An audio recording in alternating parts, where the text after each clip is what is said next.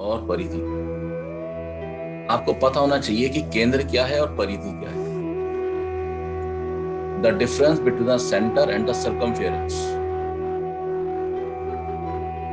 आपको जो भी अनुभव आएंगे वो सर्कमफेरेंस से आएंगे विद रिस्पेक्ट टू सेंटर। और अगर ठीक इसी समय आपको बताने वाला अगर इस चीज के प्रति अनजान है तो वो आपके साथ घूमने लगेगा केंद्र। वो कहेगा कि प्रकाश आ गया भाई, ये तो ईश्वर आ गए। ईश्वर का सफेद प्रकाश है।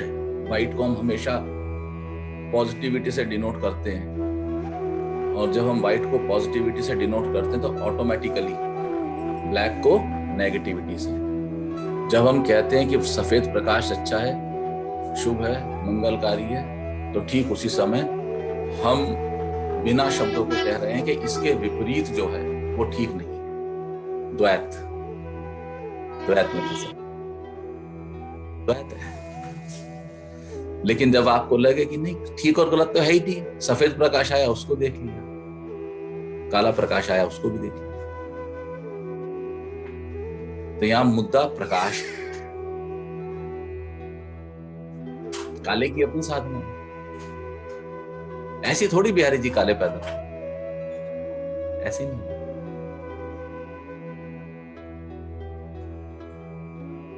इन द्वैत से धीरे धीरे बाहर हो जाना। ये द्वैत नहीं है। द्वैत से बाहर कैसे होंगे? जब हम द्वैत को जान लेंगे।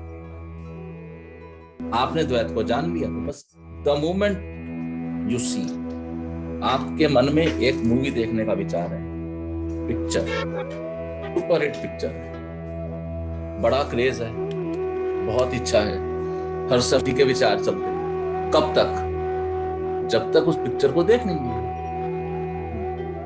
अब आपने वो पिक्चर देख ली, पिक्चर देखने के बाद क्या? कुछ भी नहीं, खत्म। आपने उसको देखा, जान लिया, और वो विचार, वो भाव, वो इच्छा, वो कामना, वो गिर गई।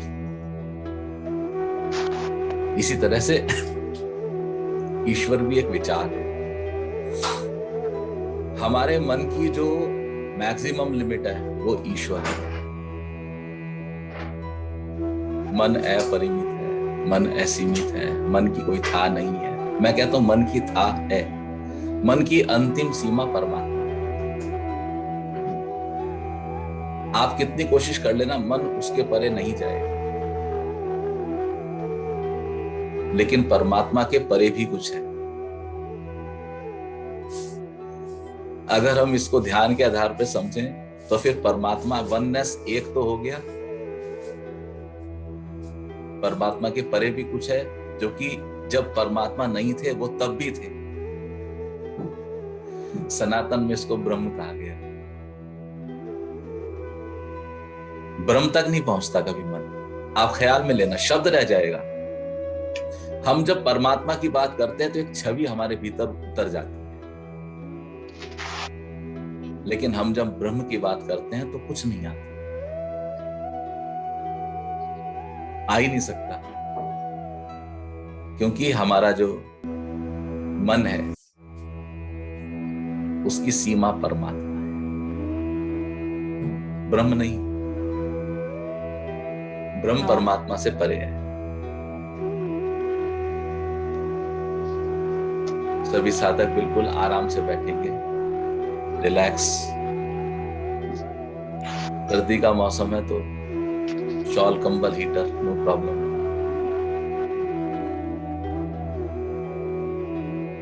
ख्याल में लेंगे अपने को और आती जाती हुई सांसों को।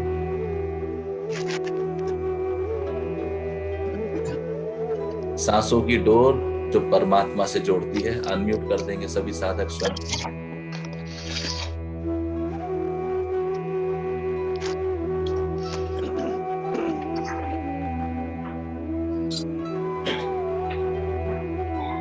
यदि सांस परमात्मा से जोड़ती है तो जब सांस नहीं है तब क्या है? तब भी कुछ है।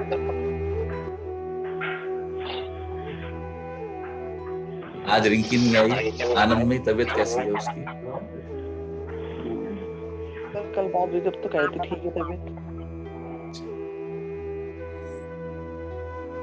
कैसी है रिंकी? अब तो बेटर है पहले से। हैं? पहले से ठीक है तबीयत। Breathe in and breathe out. एक श्वास भीतर, वही श्वास बाहर, ऑटोमेटिक आने जाने की गति, और आपकी चेतना इस गति पर, और आपके भीतर भाव कि मैं बहुत प्रसन्न हूं, I am happy, I am enjoying, मैं आनंद में।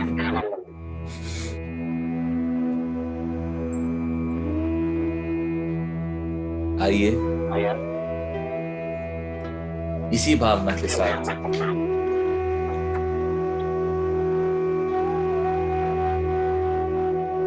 साधक सौरभ जोशी के सानिध्य में कुछ समय के लिए यम अक्षर का उच्चारण करें और उसके बाद निश्चल आनंद के सानिध्य में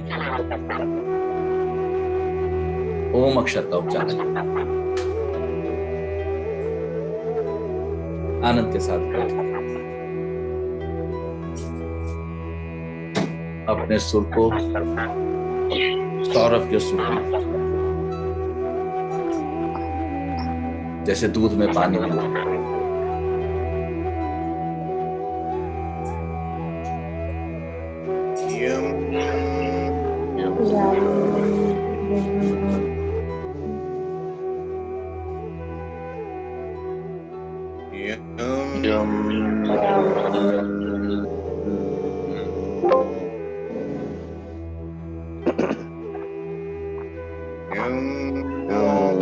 सौरभ आवाज नहीं आ रही आपकी, माइक दूर है।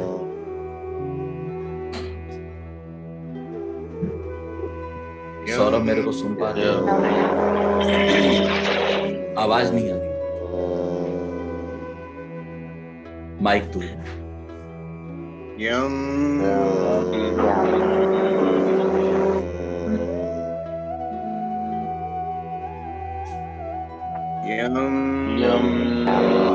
आपको हैंड फ्री लगाना होगा।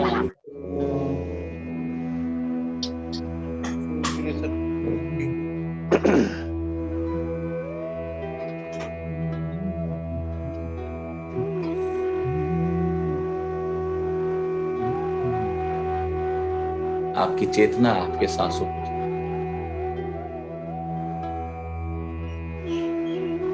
अनाहत चतुर्थ चक्र,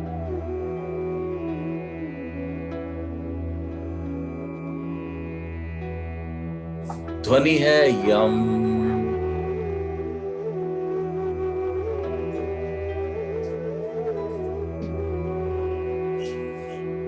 कई बार किसी बिंदु की महत्ता को बताने के लिए विपरीत अर्थक शब्दों का प्रयोग किया जाता है। हार्ट चक्र, चतुर्थ चक्र, संस्कृत में शब्द का प्रयोग किया गया अनाहत। ये अनाहत क्या है? आहत का विपरीत अनाहत।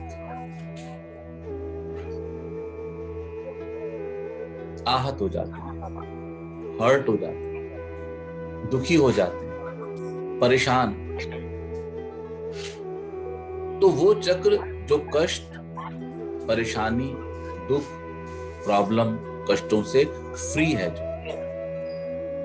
जो आहत नहीं है, जो अनाहत। आहत का विपरीत अर्थ है। और जीवन के जितनी भी संवेदनाएं हम ग्रहण और रिकॉर्ड करते हैं वो सब अनाहत से करते हैं। आहत नहीं है, वो अनाहत, वो अनाहत चक्र। अनाहत चक्र का अक्षर यम। सौरभ जोशी के सानिध्य में यम अक्षर का उच्चारण आपकी चेतना, आपकी सांसों पर, आपके हृदय चक्र पर हील कीजिए अपने हार्ट, आहतों से परे, अनाहत। यम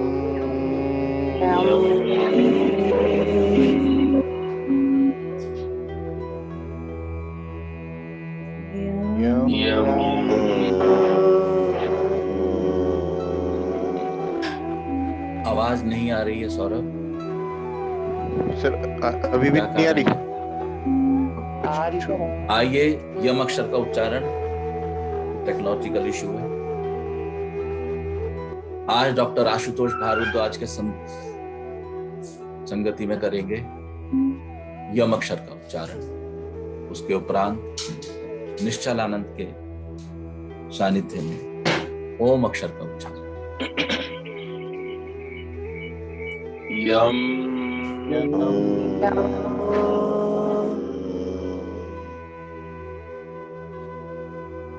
यम क्या कारण है? मुझे ये आवाज नहीं आ रही है, सबको आवाज नहीं आ रही है? सर आपको नहीं आ रही आवाज तो? सबको आ रही है? आ रही है बस। मेरे पीसी में कुछ प्रॉब्लम है। मैंने फुल वॉइस की है।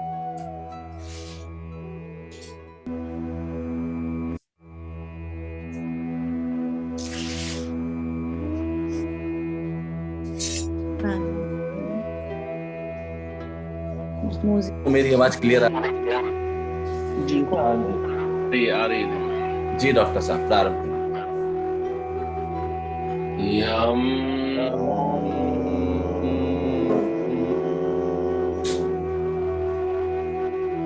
यम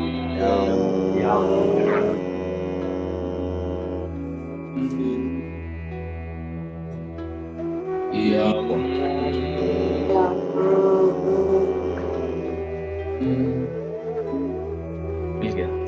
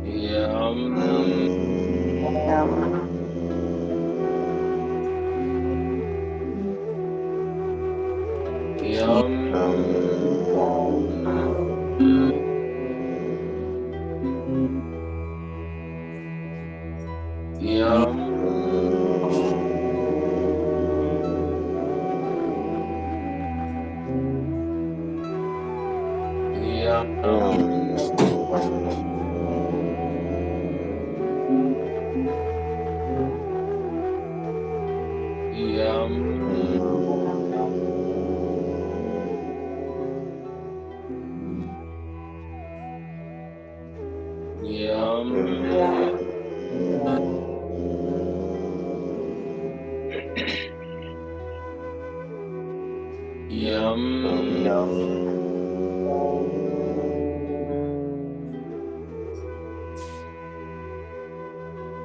यम यम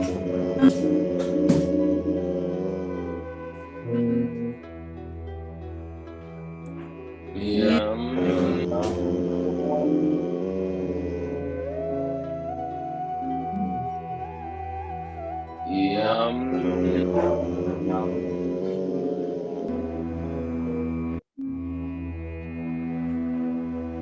यम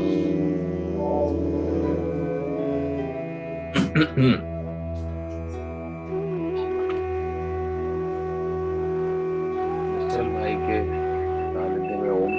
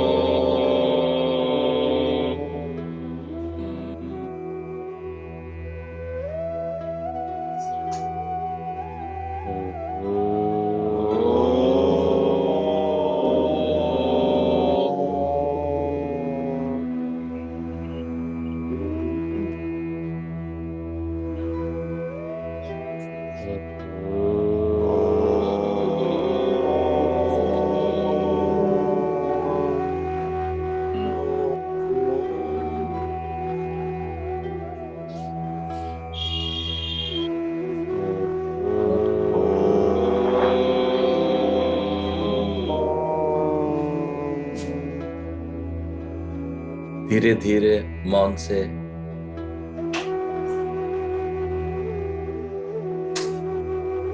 बाहर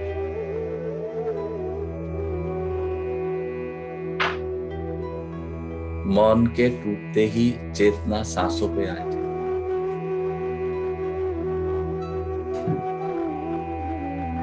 शरीर में ऊर्जा का प्रवाह, आनंद की अवस्था, full of Joy, relaxing body, तन मन की सुंदरता, चेहरे पे मुस्कान, आनंद स्वरूप हाथों की उंगलियों के कोरवे हिलते हुए, हथेलियों में घर्षण और गर्म हथेलियों का,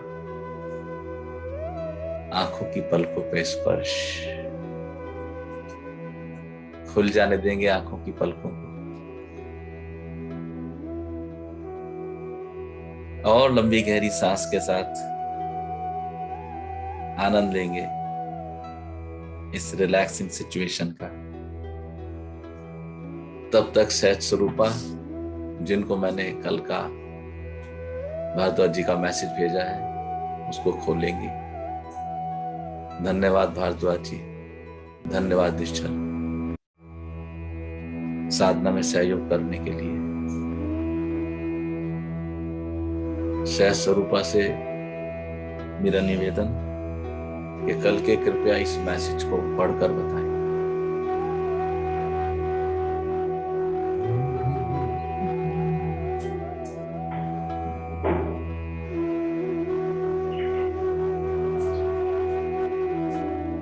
गुरुजी कौन सा मैसेज बताना है? मैंने एक मैसेज भेजा है, डॉक्टर आशुतोष भारद्वाज ने कल ग्रुप में भेजा था, मैंने फॉरवर्ड किया है जी, ओके। आपके पर्सनल व्हाट्सएप पे, ताकि ढूंढने में दिक्कत ना हो।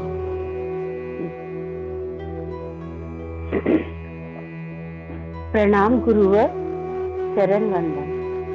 आपकी सारी की सारी बातें सीधे हृदय से कहीं अंदर गहरे में उतर जाती है, बड़ी सरलता और सहजता से। अद्भुत अनुभव है ये, जैसे इन सब बातों को सुना हुआ है। ऐसा भी न जाने क्यों लगता है जैसे धूप से चिलचिलाती धरती पर सावन की फुहारें पड़ जाती हों। अभी भी वो कहीं बुरी तरह चक्रव्यूह में फंसे रहने का स्वप्न आते हैं, लगभग प्रतिदिन।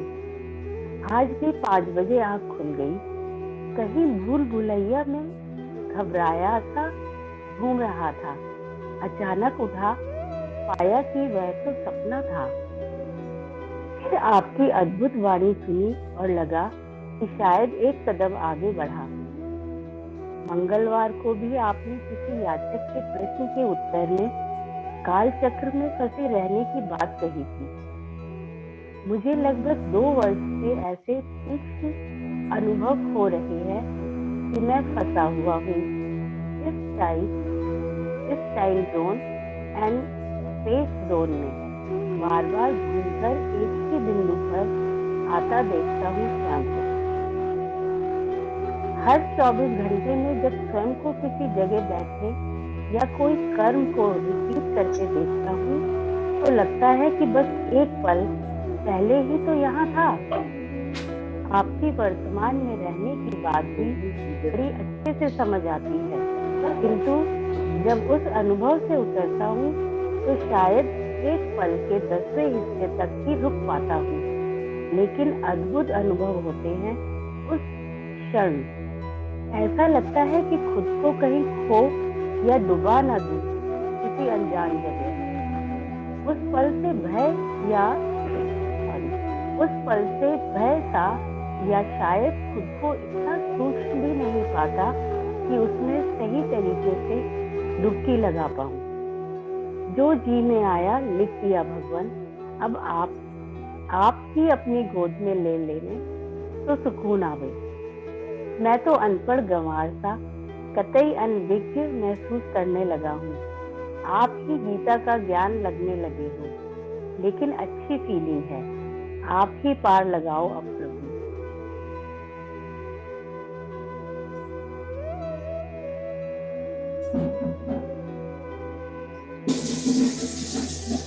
अपनी अवस्था का वर्णन प्रेमानंद की शैली।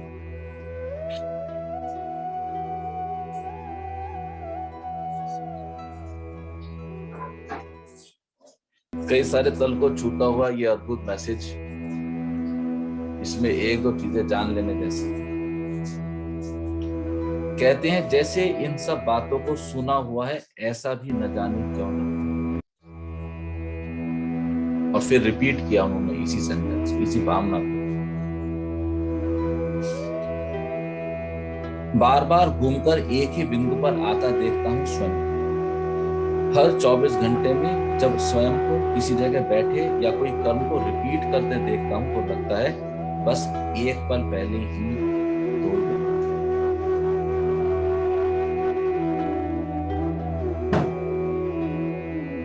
ये गहरा अनुभव।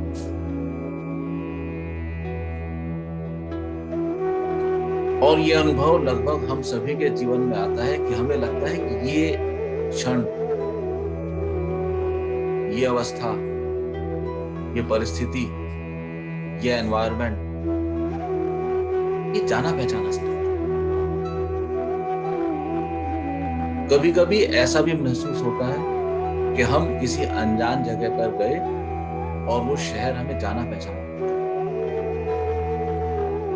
लगता है, आ चुके, देख चुके। कभी कोई व्यक्ति मिलते हैं जीवन में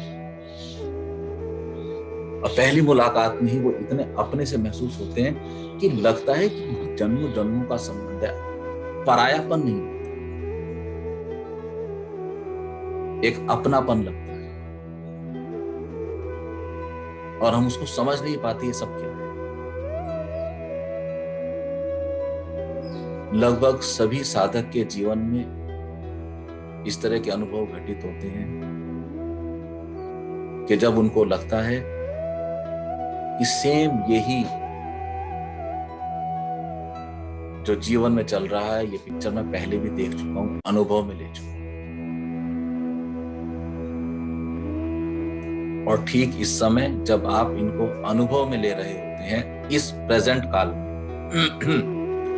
और जब आपके भीतर झंझनाहट होती है कि ये आप पहले भी अनुभव में ले चुके हैं, रिपीटेशन है,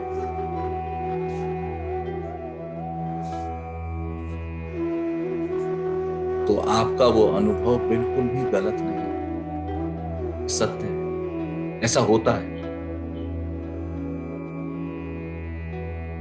जीवन की कुछ वो अवस्थाएं जिनका हम पूर्व जन्म में अनुभव ले चुके होते हैं,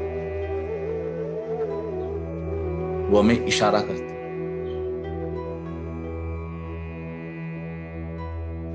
कि ये अवस्था जीवन में पहले भी घट चुकी है। और क्योंकि शरीर में आबद्ध होकर हमें पूर्व काल की स्मृति नहीं है, तो इसलिए एक कंफ्यूजन पैदा होता है, हमें समझ नहीं आता ही क्या हो।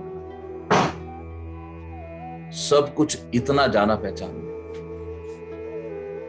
सब कुछ इतना अपना अपना सा, और सब कुछ बिल्कुल नया नया सा। भ्रम पैदा हो।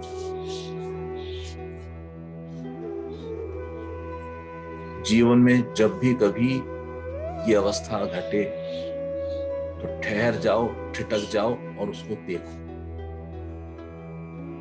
आपके पूर्व जन्म की स्मृतियां यहीं से ही पुनः जागृत होंगी, ट्रिगर होंगी। आप अपने पूर्व जन्म की यात्रा जहां छोड़कर आए थे, जो अनुभव आपको अब लेने में आवश्यक है, जो कि आवश्यक है आपके आध्यात्मिक विकास और इस जीवन के कुछ नए सबक सीखने के लिए, वो बिंदु, वो परिस्थिति आपकी इस जीवन में पुनः निर्मित हो। ये प्रकृति की व्यवस्था है।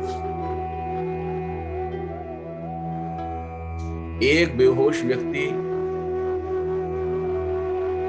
उन पुनः निर्मित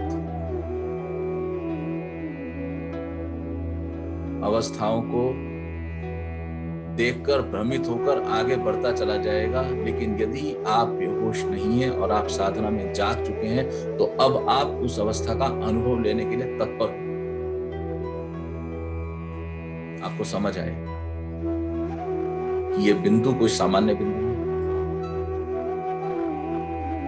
ये बिंदु वो डोर है जो मेरे पूर्व के किसी जन्म में, मेरे आध्यात्मिक उत्थान के समय शरीर की सीमाओं या विवशताओं के चलते छूटी थी। आज उस डोर को दोबारा पकड़ने का समय आ गया है, ताकि मैं अपनी आध्यात्मिक विकास की यात्रा को आगे बढ़ा सकूं।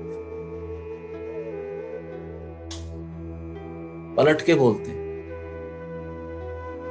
एक बार कह के तसल्ली नहीं, एक बार कह के तसल्ली हो सकती है,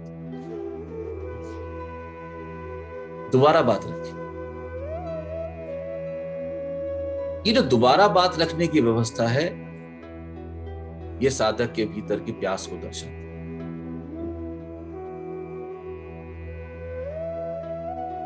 उसके भीतर जो आवाज उठ रही है, उसकी गहराई को दर्शाती है। जब कभी ऐसा महसूस हो कि ये बहुत देखा देखा सा, ये बहुत जाना जाना सा, व्यक्ति के प्रति, व्यवस्था के प्रति, स्थान के प्रति। कई बार आप किसी शहर में जाएं या किसी शक्तिपीठ पर जाएं, नहीं लगेगा अजनबी। आप किसी अनजान स्थान पर जाएंगे और आपको अचानक एक भाव आएगा, अरे इस रोड से निकल जाते ही पहुंच ही जाएगी। और आप देखते हैं कि वो मार्ग भी निकल, वो रोड नहीं भी पहुंच सकती थी।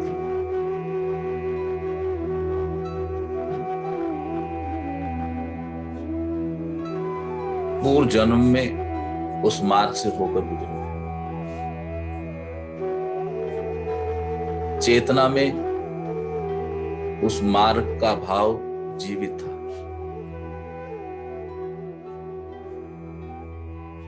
शारीरिक स्मृति में उस भाव को रख पाना इस पृथ्वी की व्यवस्था के, इस लोक की व्यवस्था के विपरीत है।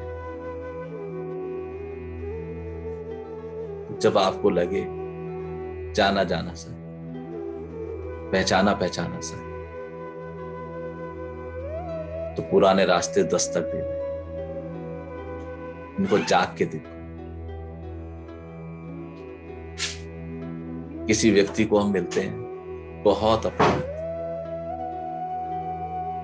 और किसी व्यक्ति को मिलते हैं तो जाने कि उनसे खिंचाव महसूस होता है। जो अपने महसूस होते हैं वो पूर्व जन्म में मेरे सहयोगी रहे, या तो मैं उनका सहयोगी रहा। और या सहयोगी की अवधारणा को खारिज कर दें तो एक प्रेम के संदर्भ में हम साथ साथ चले।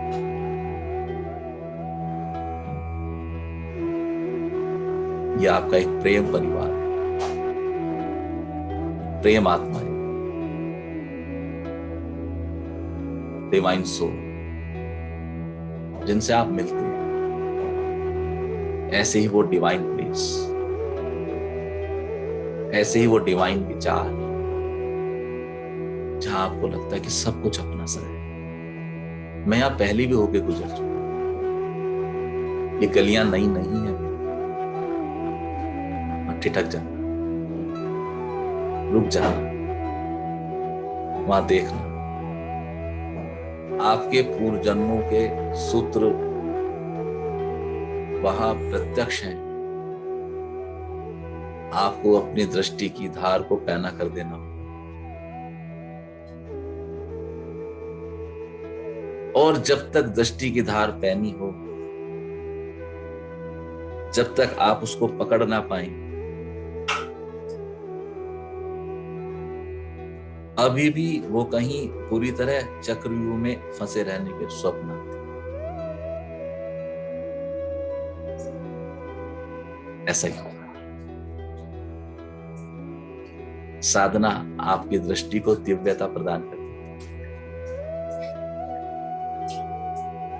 मुझे लगभग 2 वर्ष से ऐसे तीक्ष्ण अनुभव हो रहे हैं कि मैं फंसा हूं इस टाइम और स्पेस जोन में।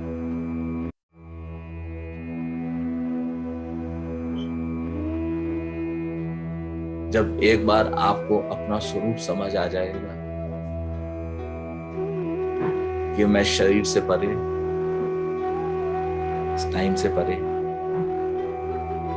स्पेस से भी परे, फंसे होने की भावना आएगी, ये अरस परस घटेगी, ये साथ साथ चले, सिक्के के 2 पहलू की तरह।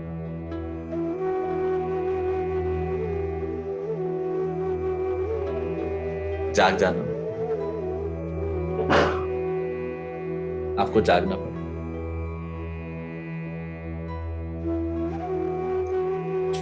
ठीक है, कोई कुछ कहना चाहते हैं? कैसा? तो प्रभु जी, फिर इस हिसाब से तो हम जितने साधक ग्रुप वाले, फिर तो हम सब पिछले जन्म के कहीं ना कहीं के मिले हुए हैं। इतने जन्म हो चुके, इतने जन्म हो चुके, एक जन्म में हम कितने लोगों को मिलते हैं? कितने जन्म हो चुके? ये तो कृष्ण नहीं ने बता कहा था सकते। ना अर्जुन को, अर्जुन कितने जन्मों में ये तेरे पिता बने, कितने जन्मों में तू इनका पिता बना, पता ही नहीं। लेकिन चलते हुए जन्म में जिनके साथ हम प्रेम से बरतते हैं, सहयोग में बरतते हैं, वो अगले जन्म में व्यक्ति जब हमें मिलते हैं तो एक अनजाना प्रेम, अनजाना आकर्षण उनके प्रति हमारे भीतर प्रस्फुटित हो जाता है, खींचे चले जाते हैं। और वो व्यक्ति जो किसी जन्म में हमारे कष्ट का कारण बने, या तो हम उनके प्रति कष्ट का कारण बने, इस जन्म में जब वो मिलते हैं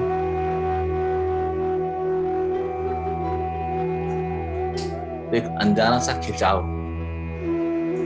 कष्टपूर्ण खिंचाव, संबंधों में दरार की शुरुआत।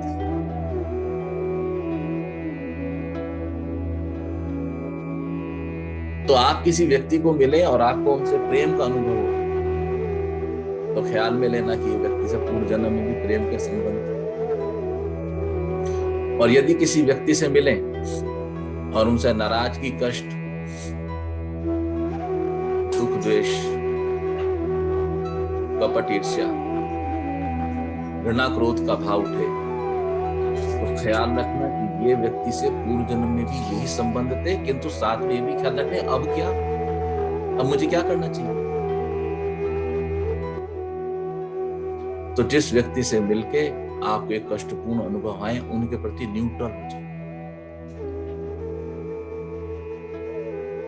इस चलती हुई सतत प्रक्रिया को तोड़ दो, इस वर्तुल को तोड़ देना है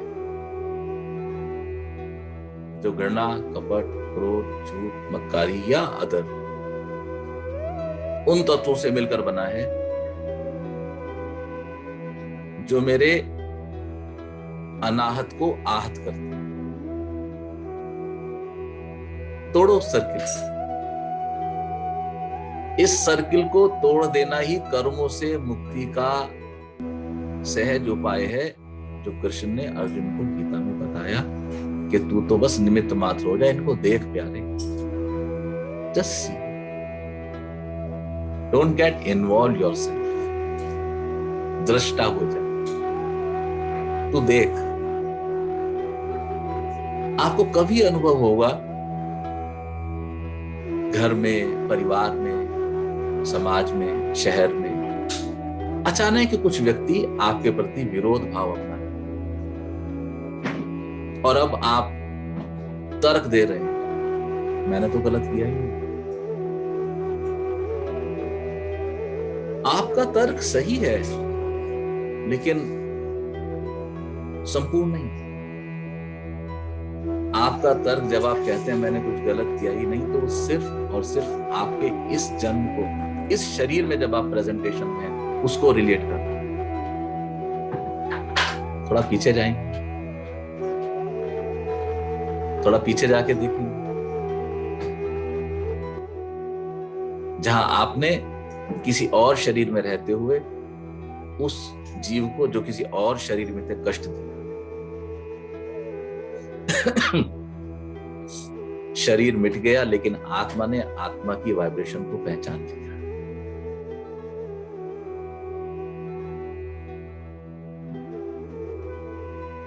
वो वाइब्रेशन जब इस शरीर से कनेक्ट होगी,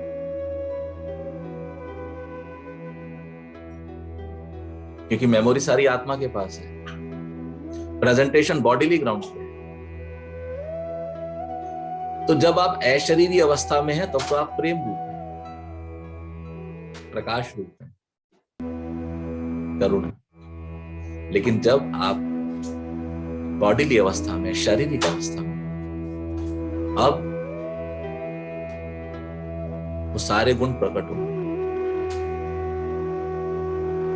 और वह सारे गुण हमारे अन्य जीवों के साथ प्रेम और क्रोध के, घृणा के कारण बनते हैं।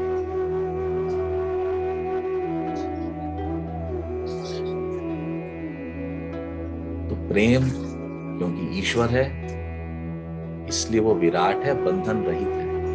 प्रेम बांधता नहीं।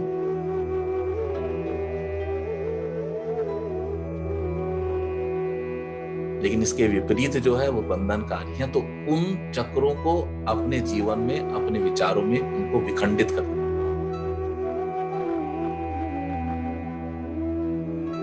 अपने मन में किसी एक ऐसे व्यक्ति का ख्याल लें जिसने आपका बहुत विरोध किया।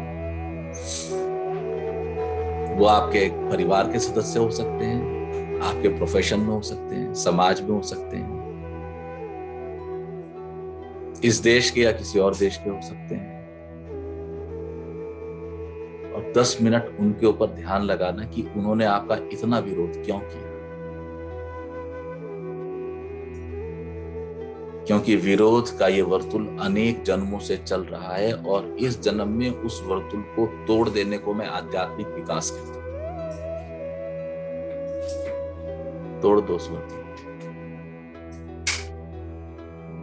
कोई जरूरी नहीं है कि वो व्यक्ति आपके प्रेम के बदले में आपको प्रेम की भाषा में जवाब दे, लेकिन आपके प्रेम के बदले यदि वो आपको प्रेम ना दे और वो अपने उसी वर्तुल में है तो वो उनका कर्म है।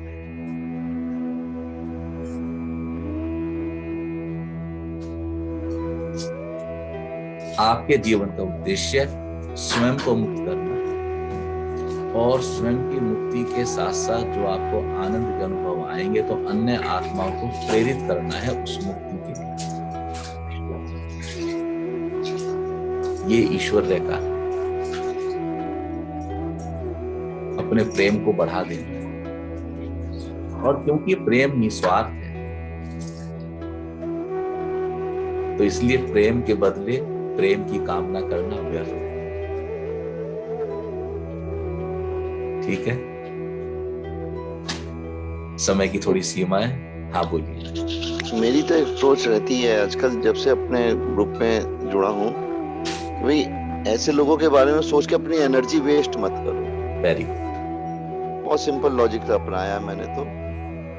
कह के वाले सामने कह गया, निकल गया, ठीक है, अपनी एनर्जी वेस्ट नहीं करनी, उसके बारे में सोचना ही नहीं है, वरना हम उसके सेंटर पे चले गए। हम तो बहुत बढ़िया, हम उसके केंद्र पे चले गए।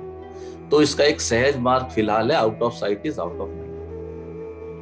अभी आप कमजोर हो तो दृष्टि हटा, फिर जब धीरे धीरे आप पावरफुल, मजबूत हो जाएंगे, शक्तिशाली हो जाएंगे, तो अब जब वो आपके ऑर्बिट में आएंगे तो आप हिलोगे ही नहीं, आपको हंसी आएगी।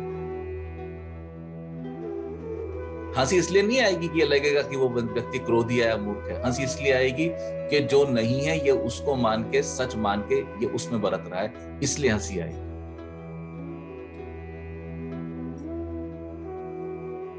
इसलिए हंसी।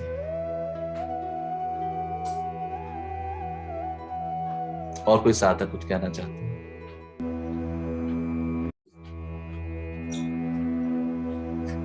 भजन कौन सुनाएंगे? प्रेमानंद।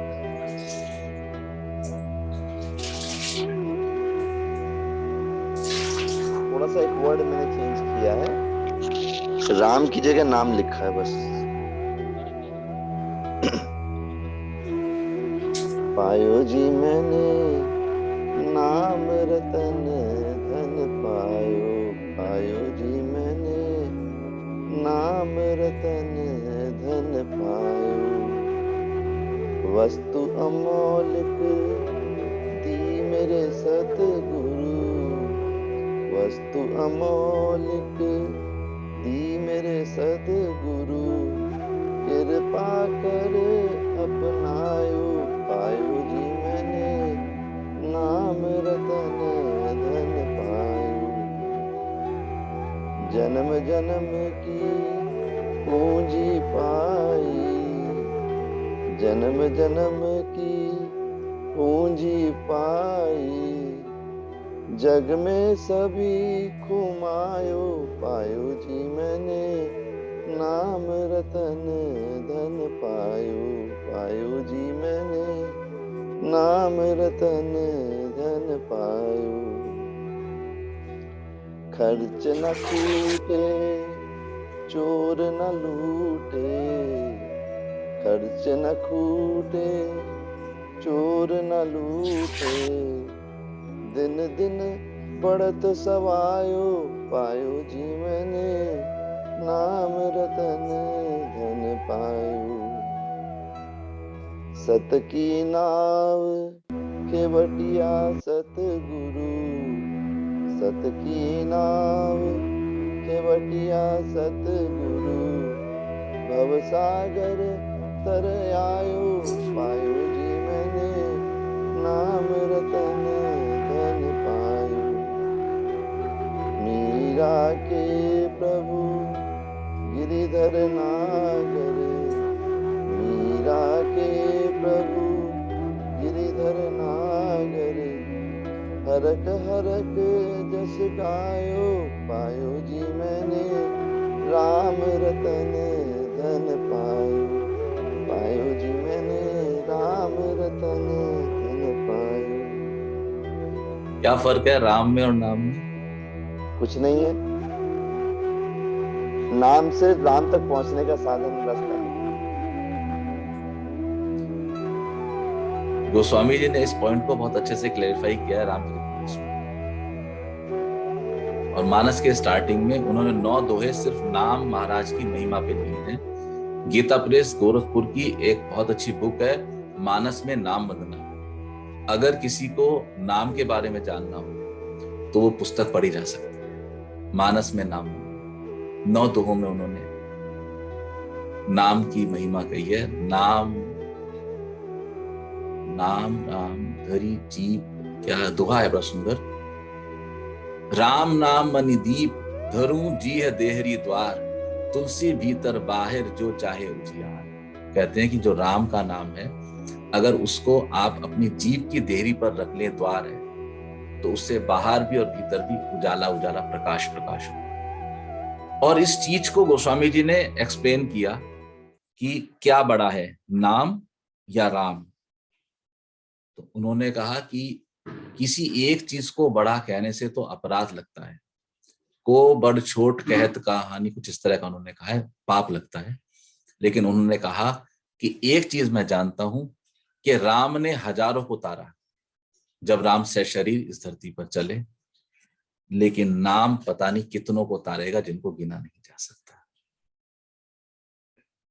नाम महाराज की वंदना।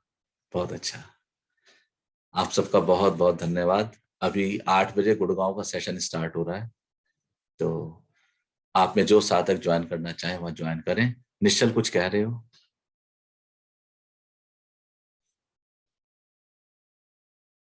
अनम्यूट कर लीजिए।